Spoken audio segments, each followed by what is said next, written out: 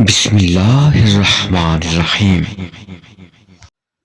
رسول اللہ صلی اللہ علیہ وآلہ وسلم نے فرمایا، ساری امت جنت میں جائے گی سوائے ان کے جنہوں نے انکار کیا۔ صحابہ کرام نے عرض کیا، یا رسول اللہ، انکار کون کرے گا؟ آپ علیہ السلام نے فرمایا، جو میری اطاعت کرے گا وہ جنت میں داخل ہوگا، اور جو میری نافرمانی کرے گا اس نے انکار کیا۔